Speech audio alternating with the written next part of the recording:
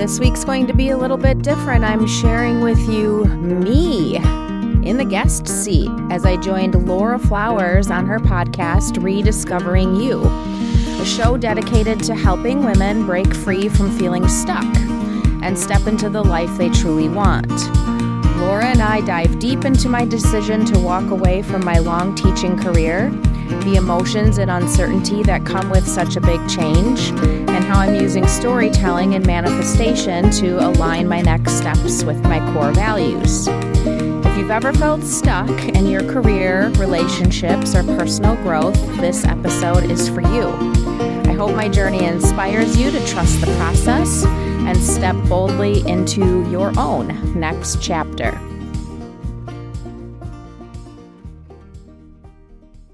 Thank you for joining me for another episode of Life's Next Lesson Plan. I'm Rachel, and I started this podcast during my 29th and last year as a high school teacher. The goal of my work with Life's Next Lesson Plan, as well as my Live and Learn Patreon, is to create a connection where we are all teachers. We all have lessons and stories to share that can help others. I'm so fortunate to be able to extend the four walls of my previous classroom to an unlimited audience, where we can all learn from each other. And my guests are some of the most inspirational people with the best stories and lessons I know, which is why I want to share them with you. Their words are something everyone should hear. It is my hope that you are able to take away something from each episode to apply to your own life, whether that be a career search, path to a more fulfilling life, or new ideas on current topics.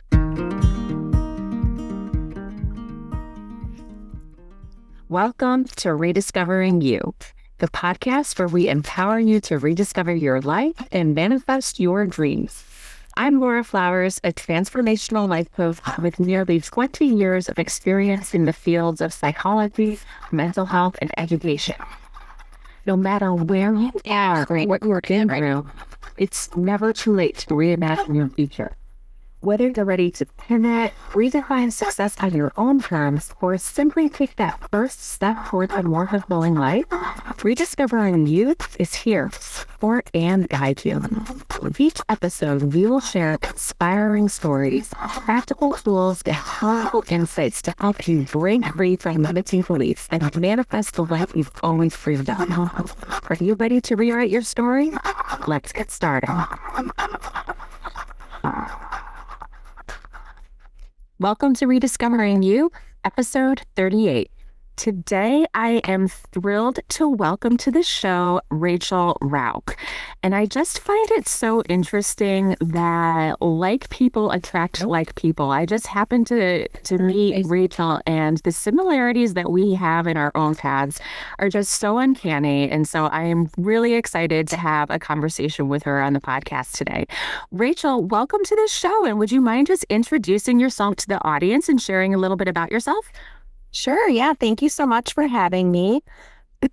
So I have been a high school English and journalism teacher for 29 years and have decided that this is going to be my last year in the classroom, even though I am not eligible for pension or retirement benefits yet, but I've decided that it's time. This also corresponds with becoming an empty nester. My daughter is going to be a freshman in college in the fall. So we're both making a big leap and going to be going through big transitions together. Wow. Everything you just said, I resonate with so much. Can we talk a bit about your decision to leave education at this point in your career, knowing that you are not eligible for your pension and having put in so many years? What made you decide to take that leap? Yeah, absolutely. It's been not an overnight decision. Definitely have been feeling a pull for at least 3 years, I think. 29 years is a long time to dedicate yourself to one profession, especially I think a profession that has changed so dramatically in the last 3 decades. I mean, when I think about when I started and there were barely cell phones and barely computers, and now that has kind of overtaken the educational landscape. So that, I think, coupled with just other changes in education, both politically, socially, I think changes in students post-pandemic, even though we say like, oh, we're past the pandemic now, everything's fine. I'm not so sure about that. And just kind of the repercussions of what we have seen and changes in behavior and expectations on teachers and changes in students where, like we just heard, there's this rumor going around school that 1 in every 4 freshmen coming into the high school has, quote, paperwork, meaning that they all have sort of, diverse needs, which we are used to dealing with, but not at that level, I think, with no extra support. So, I've been feeling that sort of pull to use the skills that I have gained over all of these years just in a different way. So I still do not have a job signed on the dotted line, although I've been negotiating toward a certain position and it's becoming more clear now. But I knew that once I made the decision, because I had been applying for positions over the last 3 years, and at 51 years old, I guess I did not realize or think about I might not be as marketable, even though I have a lot of skills. That's kind of a scary age to employ someone. And sometimes people think you're overqualified. Sometimes people think you're going to want to match your current salary. I'm sure there are a lot of different factors, but I needed to make the decision and not have, oh, I'll just go back to the classroom if it doesn't work out. So I have worked part-time jobs, for fun or to fill my time after my divorce, because the 50% of the time I was not with my daughter and it was lonely, of course. And so one of the part-time jobs I had basically said to me, if you ever decide to leave teaching, we'll give you kind of a, manager position and you can work full-time and have benefits here. You just tell us when you're ready. And I knew that, probably 2 years ago. And of course, it's not ideally what I would like to be doing, but I knew if push came to shove, I would have benefits for my daughter and myself. I would have employment, not anywhere close financially to what I was making as a teacher, but I could make it work with planning. And so once I got that idea in my head, I just really strongly was like, okay, I need to do this. And one day this past fall, I just kind of said to my significant other, I think I need to make the decision. And we talked about it, had been talking about it. And then it was like, that was you that I just mentioned. My resignation letter. I think it was in early January this year, kind of when all the people I'm recording it. Their letters. And I got an email that said, the school board has approved. We talked about you a lot in this episode. Whose resignation? Like, even though it was totally my decision and I wanted it to happen, it was that moment of finality where I was like, okay, you have to go now because like other people are involved. But when you have that sort of back against the wall feeling, it really motivates you to put on the burners and go forward, because I think I hear from many of my colleagues who obviously have been in education a very long time as well, just kind of saying like, I just have to make it 4 more years.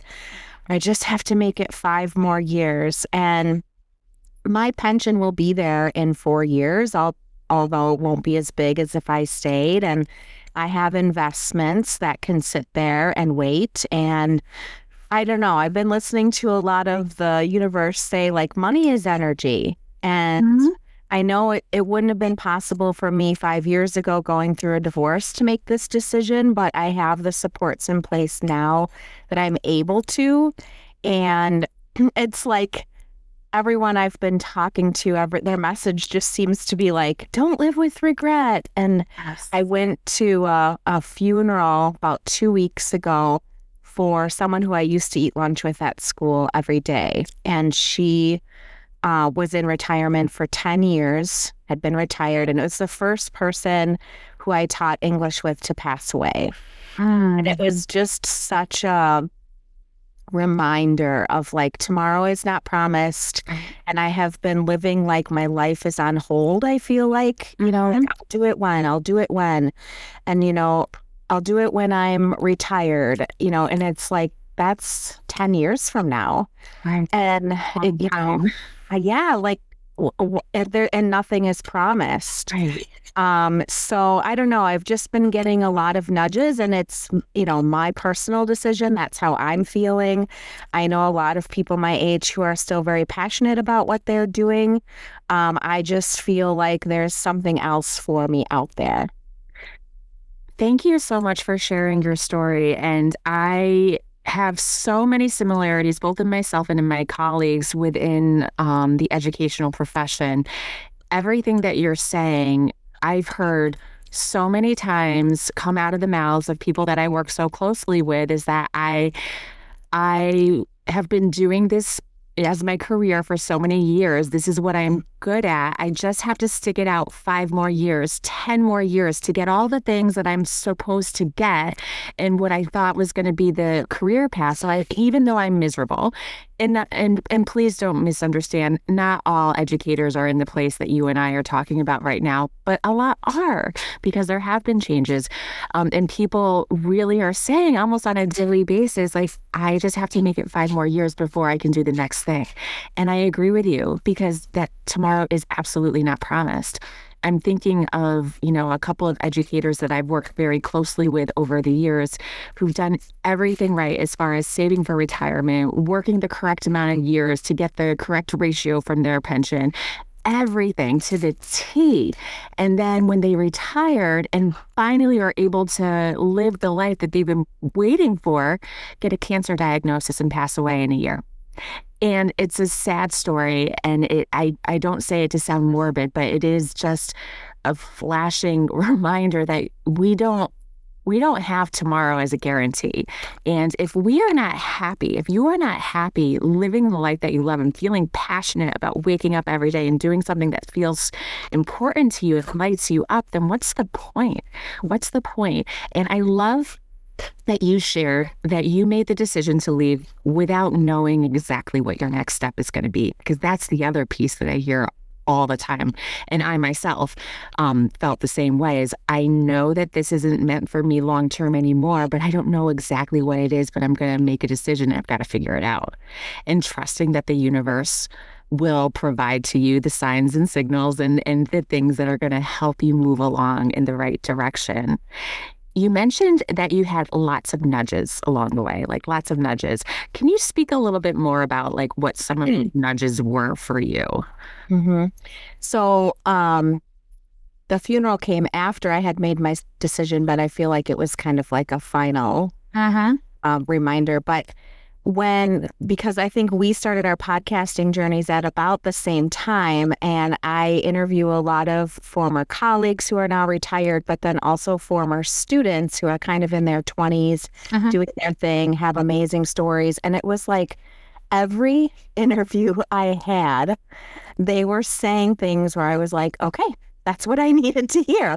And it wasn't just people who were on the other side, who were retired, who were saying like, it's the good life, like, so glad I made the decision. It was these 20-year-olds who were talking about, like, one student is a professional volleyball player in Europe, and he's played in 17 different countries.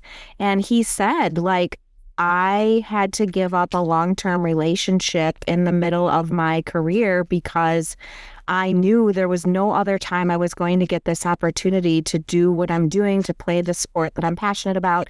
And I was just like, okay, this is a boy in his 20s, right? Who I've known since he was 16, who is saying like, don't wait. Yeah. And sometimes you have to sacrifice things and do things you're unsure of. You're not, he came home and kind of did some soul searching and wasn't sure that he was doing the right thing. And for whatever reason, decided to follow the path that he was on. And it was like every single person I was talking to was saying, like, this is the right thing. You're doing the right thing. And even with my job search now, as what I mentioned before, I was, applying for jobs that opened that sounded like they fit my skills. And once I made that decision, I started talking to people like, hey, what do you think I should do? Do you have any ideas? And the job that I'm pursuing now that I think I'm going to be doing wasn't a job posting.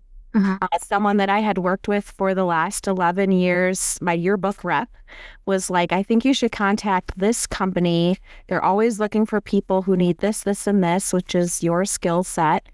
And we've had 3 meetings now, basically, where they're like, we've been waiting for someone like you to come down. We have all of these goals that we're not able to do because we needed someone in the high school space with your skill set.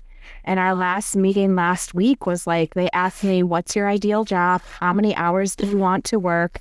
I gave them my job description and I said, and it would be nice to get benefits, but it's not a deal breaker. And they were like, oh, we can meet all of those things. Like, we can't wait, to put your job description together. We just need to check with people who are already on staff. And I was like, this isn't real. These are like the things that you hear about like on podcasts and things where people are like, I just manifested it. Like, I just quit my job and the exact job that I wanted appeared. And I'm like, okay, well, I'm not going to celebrate until it's signed on the dotted line. But like, that's what's happening. And so it does feel very surreal. But I think that that's a beautiful example about how when you decide what you want and you articulate it in a way, whether it's the amount of hours you want to work, the skill set that you have that you want to utilize, whether you want benefits or not, when you are specific with what you want, even if that position doesn't exist or even it will come to you when you are specific and deliberate and that is where you focus your attention. It really works. And you might not know that position is going to happen or what it's going to look like, but it will come. And it's amazing. And I love hearing stories exactly like yours where the universe literally answers your call. It's so I never thought that could happen. I heard the same kind of message when I was ready to start dating again after my divorce, and people were like, write down, on a sheet of paper, exactly what you want, exactly what you want to settle for. And I was like, oh, ridiculous. I did, online dating for a while, and I was like, this is just never going to happen. And it did. Like, every single thing that I had wanted in a partner and more showed up. And I think, if you really sit with the decision and you are very serious about like, I am not going to compromise my happiness. I'm not going to settle. And I think at this age too, I've learned like what settling looks like. Yeah. In both relationships and employment. And if you've already been there, you're like, I'm not going back there. And so if you get serious about it and you start putting those messages out there, I've heard that from so many other people, and I kept thinking, oh, I wish that would happen for me, and now it might. So do it. But now you're going to be the inspiration for other people. And I truly believe that you are living by example. You're showing that this stuff isn't just woo-woo, like mystical things that only a handful of people can make happen. Anybody can do it. Anybody can do it. And we're just regular people, you and I, and we decided that we wanted something different. We put some parameters on what that was, and you just go for it and it happens. It's a really cool thing. I want to ask you another question about this.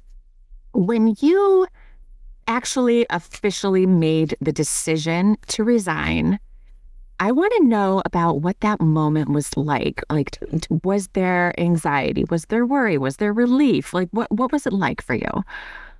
Definitely very mixed emotions. There was a wave of relief. I think I actually slept well that night, but then the next night I was like, oh my gosh, what did you just do? Because in 29 years of doing the same thing, that's why we say, if when we're in our comfort zone, there's a certain amount of contentment that comes with that and a certain amount of safety. But then when that no longer matters to you as much as your happiness and your fulfillment, and like you said, how you feel when you wake up in the morning, it's definitely like, am I going to regret this? I'm leaving money on the table. Is that more important to me than my quality of life? And there was just that moment where I was like, no, it's not. And I think because of changes that I went through in my life, my priorities had shifted. And I was really looking at all the things that we were saying about, like, on a sheet of paper, what do you want your next chapter to look like? And I'm sorry, but money was not at the top of the list. Having shelter and providing for my daughter and all of those things. But you can do that on less of a salary than I've been making. And I think I've been surrounding myself with people who all have the same mindset, or like this like scarcity mindset around money. I think maybe is a thing in teaching, because always feeling like we're not, like we didn't go into it for money, but then you see all these things on, social media saying like, oh, teachers are underpaid and they deserve more. And you get into this weird scarcity mindset, but then you realize like what I'm making, I can live on. Yeah. I can live very happily on. And again, everybody's situation is different. And I've gone through stages where I could have never made this decision, but I got to a place. And again, I put myself through college working 3 jobs. And as a single mother, I picked up part-time jobs on top of teaching full-time. So I know what it means to work hard, but I also know that there is always a way to make money. And so I just started to look at it differently, but it was very, very mixed. Like, there are going to be people who think I'm absolutely crazy doing this at this point. But then, like you said, I think if I take all the right steps and I'm living by my values, there are going to be people who are like, I wish I would have done that too. Oh, I really feel that. And, you are now living in the vibration that is more in alignment with your true goals and passions and values. And so you are naturally going to attract the people that are going to celebrate you and be cheering you on and validating that you are on the right path, doing the right things. And, maybe some people are going to drop out that don't agree or understand with what you're doing. And is that necessarily the worst thing in the world? Probably not, Yeah. We're going to take a little bit of a break here and answer some Ask the Teacher Anything questions and hear a couple ads, and then we will be back to continue the interview. 100% of men and women have hormones. And with the increased presence of processed foods and environmental toxins, it's more important than ever to make mindful choices in the products we use every day. That's why I trust Hue and Grace, high-performing, clean products designed to support hormone health while reducing exposure to harmful chemicals. Because this topic has been my primary focus since ending birth control in 2024 in an attempt to regulate my changing midlife hormones, after making healthy swaps in my diet, personal care products, and exercise routine, I've been able to lower my dose of anxiety medication I once relied very heavily on, and have restored balance to my nervous system and cleared up the brain fog I was experiencing in perimenopause. Hue and Grace has played a key role in this transformation, offering safe, effective, non-toxic solutions that support my wellness journey. If you listened to episode 16 with certified Mayo Clinic health and wellness coach Tracy Danielson Mitchell, you heard our talk about the importance of hormone health. Coming in March, I'll be doing a deep dive into heart and hormone health on my Live and Learn Patreon, where I'll list all the tests, supplements, and product swaps that have helped me balance my hormones in my 50s. Plus, Tracy will be back to answer all your heart and hormone health questions at the end of the month. If you're on this journey with me and are interested in exploring Hue and Grace's trusted, non-toxic products, visit my link at hueandgrace.com/lessonplan to receive 10% off and free shipping. You can also reach out to me at any time with questions at nextlessonplan@gmail.com. Live and learn with me as we focus on living fully and feeling our best. Visit hueandgrace.com/lessonplan to see how easy it is to start making some healthy swaps on the way to non-toxic living. To those of you who have followed me for a while, you know that I value mental and physical wellness. Personally, I've worked with a few different coaches over the years and even been one myself. If you are looking for education and support in your own wellness journey, I would love to invite you to the wellness community I am currently in that keeps me accountable daily with my nutrition and movement. If you are a Facebook user, you can search for our free group called Team MG. This group is led by my coach, Megan Grimaud, who is a certified trainer and nutrition coach. She offers lots of education and support for your wellness journey. If you want to get to know Coach Megan more, you can follow her on Instagram at all lowercase Megan, MEGAN _Grimaud, GRIMORD, or even listen to her on episode 10 of the podcast.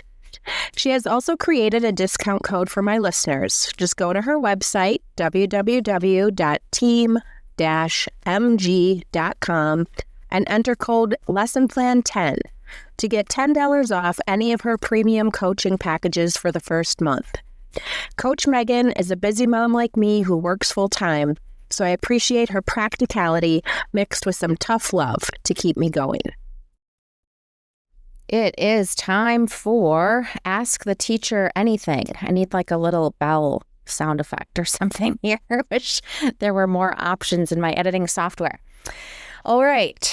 Well, we've got one juicy one and one fun one. So the first one is, what are you most excited or nervous about when it comes to your next chapter in camper adventures? So yes, we picked out a camper, and we have 4 trips planned this summer, all within the state, all under a week, to feel out this new adventure. And I'm most excited, I think, just for all the places we're going to see and all the time we're going to spend outside and trying something that I've never done, at least in this way, shape, or form before. Little bit nervous because we're going to be living in a camper in the summer in Wisconsin, and I am afraid of storms, bad weather. Anybody who knows me knows I would go to the basement immediately when I was a child if there was like a rumble of thunder or something. So that makes me a little bit nervous. I don't like being away from my pets or my daughter for too long, so I have a hard time fully relaxing, but at least these are short trips, so that's good. So mostly excited, but it'll be something new, so you just never know how it's going to go. And the juicy question, we're going there, I guess, here is, will you ever get married again? Well, if you would have asked me this question 5 years ago, it would be a hard no, never, ever, ever. And then even 2 years ago, 3 years ago, maybe a little bit, still no. I never thought that I would feel the way that I do in a relationship like I do now. Truly, honestly, this is the most authentic, calm, supportive, aligned relationship I've ever been in. It's very weird, but I have told a few people that when I first started visiting my boyfriend's house, it reminded me of where I grew up, living with my grandparents. And yes, some people do call him Grandpa. He's younger than me, but some of his mannerisms and things. He was raised by, like I was, he was raised by aunts and uncles and grandparents. And his mom, too, was there. But I was primarily raised by my grandparents and aunts.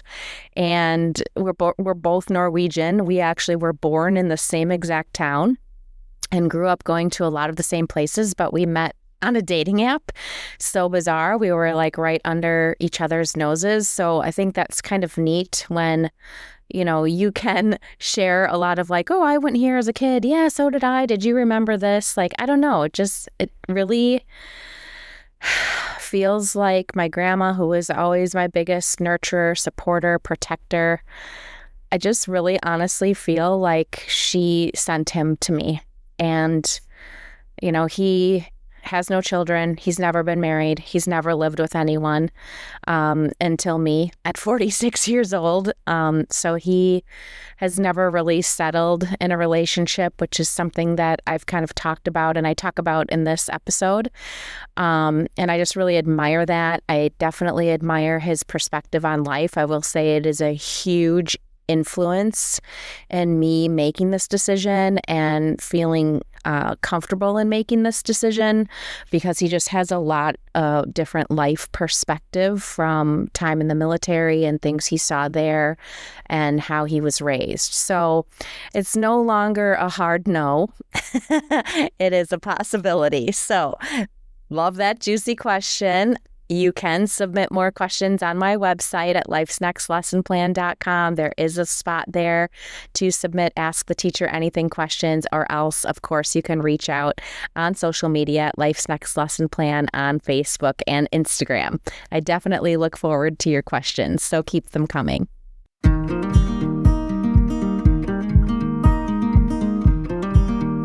So I know that you have been inspired to start a podcast too, and I was hoping you could share with the audience what your podcast is, what it's all about, and who you hope to serve in speaking through your podcast. Sure. Yeah. Thank you. It's called Life's Next Lesson Plan because I love that. I kind of figured I could go out of teaching two ways. One, I could just go quietly in the summer, after the year was over and just like, okay, figure it out. Whack.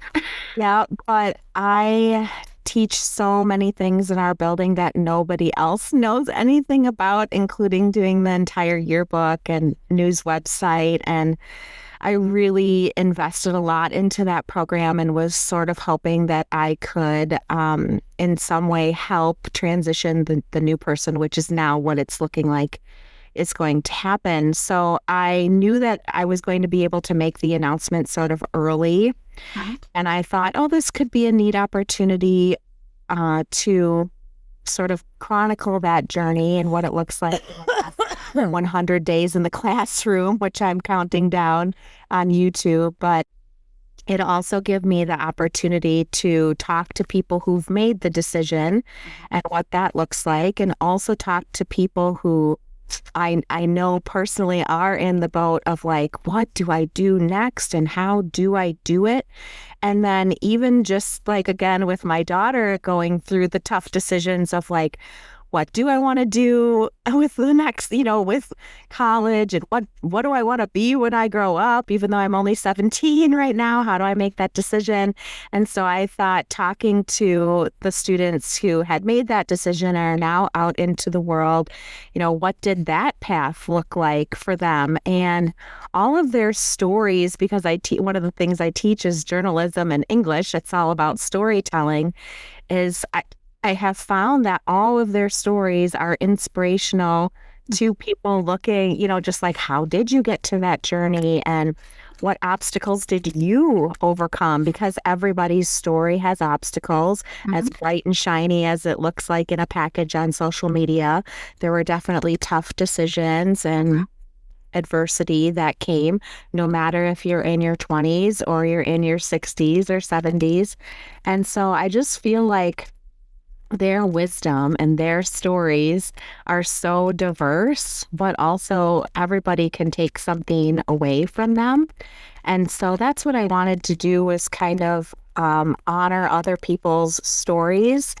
And what it's been for me is like therapy during a good distraction, and also kind of therapy, because the biggest thing that I heard, and actually one of my guests talks about her situation with this, one of my English colleagues had a nervous breakdown right before school started the first summer after she retired, and it came out of nowhere. But also her last daughter had just gone skydiving, and her older daughter texted her and said, "Hey, did you see Molly went skydiving?" And she's like, "It was fine. She's an adult. She can do whatever she wants." But she had also seen a post that day about a conference that she had gone to for the last 10 years and she was no longer going to. And she said, "I don't know, just in that moment, I just collapsed. Wow. Yeah. And everybody says this like identity shift going from, what do you do? I'm a teacher, and saying that for 3 decades. And, what are you? I'm a mother, to going to an empty nest. And I was like, okay, both of those things are going to happen at the same time. And I think the podcast has been, beneficial for me selfishly, right? But also, if anybody else is going through those types of conversations in their own mind and they're looking for wisdom, all of these stories, I think, provide that. And then I do some solo episodes as well every other time. And, I've talked about everything from how to manage your energy and time to how to start your own side hustle and how to find what you're passionate about and how to align your life more to your values. So it is kind of just like talking to a screen to help me, but also, talking to just all these people who I know have really interesting paths and stories. And if nothing else, it's kind of given me a distraction during an emotional time, because I tend to get in my head for too long, and I could see how I could overthink my decision and go back and forth. And there just hasn't been a lot of time to do that because I'm focusing my energy on this. That's beautiful. Yes. And I totally can relate to getting stuck in your head too. And then like all of the like that voice like, oh, you're doing the wrong thing. And I agree with you though about your podcast, the power of storytelling and lifting up other people's voices. And there's so much inspiration when you take the time to give platform to other people to share their journey, share their obstacles, because I truly believe that we are more similar than we are different, and that we can find ourselves in the stories of other people, no matter who they are or where they come from. And it is therapeutic, right? It is. Yeah. It's just so healing to connect with others on such a beautiful level, and to share space with them. And it just, from my own experience too, every single time I record a podcast with a guest, I always leave feeling better than when I started, always. And so that is a gift. Like that's beautiful. And to know that your podcast is helping other people and giving them ideas and tools and inspiration through storytelling, that you're making a difference and you're not afraid to take up space in the world and to be like, yeah, this is me. This is who I am. I've made this decision to leave. I'm not going to go quietly into the night, and I'm going to speak my truth. And let's do this, because people are really going to resonate with your story and with the guests that you have on your show. Thank you so much. Yeah, it's sometimes, just like when you're in the thick of working a full-time job and then doing this and then also trying to job search and calm my daughter's nerves, I'm like, what am I doing? But ultimately, yes, it has been positive. Yeah. Yeah. And, so for your next steps, I'm wondering if you can just give a little bit of insight for the listeners about, like, when you were thinking about what you want for your next chapter, what were some of the qualities or parameters? I know you mentioned that you wanted to have like certain hours and benefits, but were there any other sorts of parameters that you had, just to give a flavor of what it might look like for somebody? Yeah, for sure. Because that took some time for me. I kind of went back and forth. Like, I only want to work outside because I've been stuck in a building, right? Or like, I don't want to do anything related to teaching whatsoever, right? So that kind of went through a lot of iterations, and I'm like, okay, let's just sit with this for a few months and really think about it. And I have always commuted a really long way to teach. And so I like being in my car because that's my educational time that I listen to podcasts, but I do not want to be in my car 2 hours a day. So one of the requirements I wanted was more of a hybrid position. I like getting out and interacting, but also I like having my dog and my cat at home and not being on the road, gaining those 10 hours a week back. So yeah, it was really a requirement when they asked me, like, Are you someone who wants to be in the office every day? Are you someone who's okay working with home? Most of their positions are remote. And then with the opportunity to come into the office once or twice, but maybe not even for a full day. And so that was perfect. But in my mind, I knew I did not want to be stuck in a building, being told by bells when to eat and go to the bathroom, and being able to take a walk in the middle of the day with my dog if I needed a break from work. So that was a requirement. And then also I did come back to, especially I think because podcasting reminded me, I wanted to do something with my journalism skills because I had taught English. I've taught English for 29 years, but I've only taught journalism for 11 or 12. And I was a reporter in high school and I was a reporter in college. And then I didn't do anything with journalism while I was teaching English until a journalism position opened and I took it. And that has been one of the best parts of my job, is working with kids who this is what they want to do and getting them internships and getting them scholarships and getting them amazing opportunities to sort of pave their path. And those are some of the students that I've had back on my podcast who just, I would love any of their jobs. I would love any of them to hire me. So I kind of knew after thinking about it that I still wanted to kind of use my journalism skills. Now, I'm definitely using them in podcasting. I'm definitely learning a lot in building my YouTube channel, which has a lot of journalism stuff on it. I think I will have to help the new person transition. So like educational consulting, just a little still, maybe teaching some lessons based on journalism. So it kind of seems like that is going to be it for the immediate future. You know, down the road, I looked at one retirement community in the South where we're thinking of moving, and they need a reporter. They need a content creator. And I thought, okay, that's probably a fun path. And, you know, it doesn't hurt to add podcasting skills to your resume. Sure doesn't. No. And thank you for giving those examples, because I think, you know, sometimes people can get caught up in their heads about like, I don't know how to make parameters, but really it can be as simple as I want a hybrid position. Or, you know, like that, or I want to be able to create my schedule. I want to work these types of it can be very tangible things like that. And I love how you're also talking about just repurposing what you're already good at into something else. Because I know a lot of my teacher friends and educator friends are very worried about like, quote unquote, wasting all of their education and all of their expertise that they've gained over the years. And I'm here to tell you that no, it's not wasted time at all. Like there is a market for the skills that you've cultivated over these years, and it could be reimagined in 101 different ways. You just need to be able to put yourself out there, be open to opportunities like what you were saying. Like I want to move down south and oh my goodness, they need a content creator. There you go. And as you said earlier, there's always a way to make money. Like we are not tied to this one career path and like sentenced to be there forevermore. Money can be made in so many different ways, in so many different areas, and you can use your skills and like you really can create the life that you desire. Absolutely. Yeah, it's kind of years of mindset and where your mindset settles based on, again, your own personal values and preferences. And for everybody, that's different.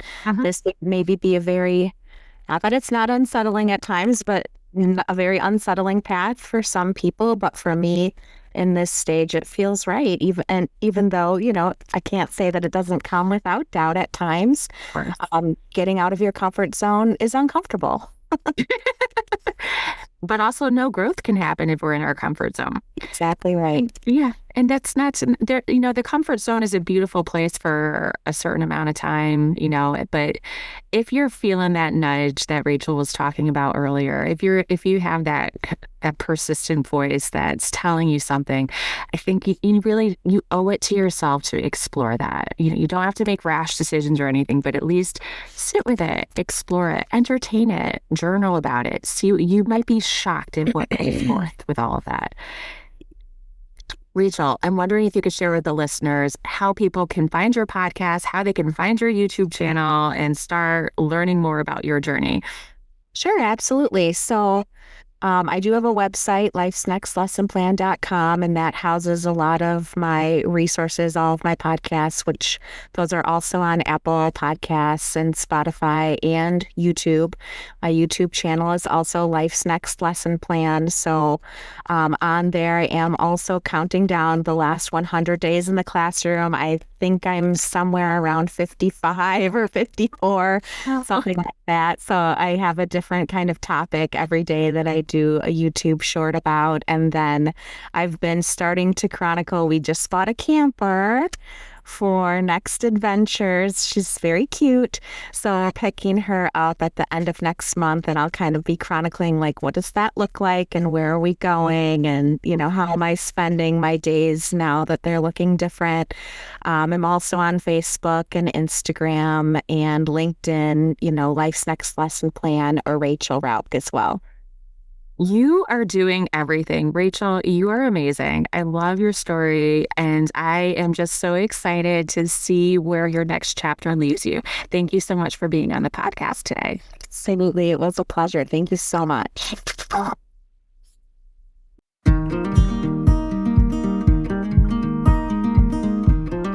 I hope today's conversation resonated with you and maybe even gave you a little nudge of your own to embrace your own next chapter. A huge thank you to Laura Flowers for having me on her podcast, Rediscovering You. It's filled with powerful conversations designed to help women break free from feeling stuck and step into a life they truly love. I personally loved the episode that comes right before mine, which talks about kind of manifesting your financial dreams, and she truly has a remarkable story. So be sure to check it out on YouTube and Apple Podcasts and give it a follow. And if you want to continue following my journey as I count down my final days in the classroom, make sure you're subscribed to Life's Next Lesson Plan on YouTube and connect with me for behind-the-scenes content on Instagram and Facebook. Please, please, please share this podcast. That's what helps me grow and stay motivated. There's so much more ahead, and I'd love for you and more people to be a part of it. Until next time, keep rediscovering, keep learning, and keep moving toward that life that aligns with your values.